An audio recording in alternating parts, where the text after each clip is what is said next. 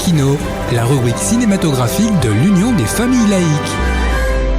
Avec Alain Defremont. Bonjour, vous êtes à l'écoute de Laïkino avec Alain et Frédéric, votre serviteur pour la chronique cinématographique de l'UFAL. Bonjour Alain. Bonjour Frédéric, bonjour à tous. Aujourd'hui, tu nous parles d'une star mondiale, Norman Jean Baker.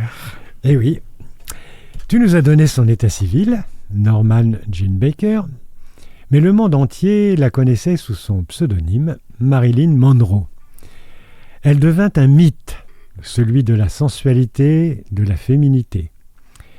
Mais la machine hollywoodienne va la broyer.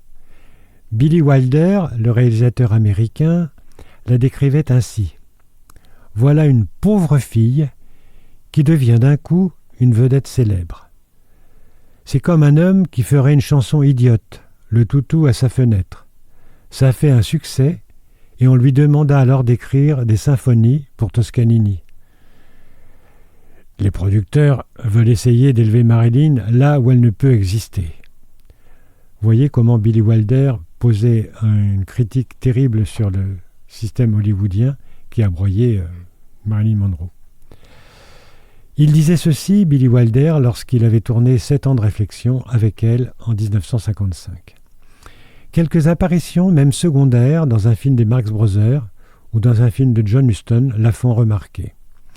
Elle devient très vite l'étoile de demain dans le film « Chérie, je me sens rajeunir » aux côtés de Ginger Rogers et de Cary Grant. L'année suivante, c'est la consécration dans le rôle principal de « Les hommes préfèrent les blondes » devenu un film culte. Elle enchaîne ensuite les films et les succès avec « Comment épouser un millionnaire », « Rivière sans retour », 7 ans de réflexion, « Bus Stop ». Arrive alors pour elle un succès phénoménal avec Certain Lame Show, où elle se retrouve sous la direction de Billy Wilder. Elle épouse alors le célèbre écrivain Arthur Miller qui dit d'elle « La beauté de Marilyn rayonne parce que son âme se montre à tout moment ». En 1960, elle est la partenaire de Yves Montand dans Le Milliardaire, Let's Make Love. Elle aura une liaison avec le comédien français. L'année suivante, son divorce avec Miller, le tournage très difficile des Misfits, son dernier film, sa liaison dangereuse avec le président des États-Unis la feront plonger dans la drogue et l'isolement total. L'actrice la plus célèbre du monde se suicidera le 5 août 1962 en Californie. Le cinéma mondial perdra l'une de ses icônes. Eh bien, on se retrouve en septembre pour de nouvelles chroniques, si vous le voulez bien.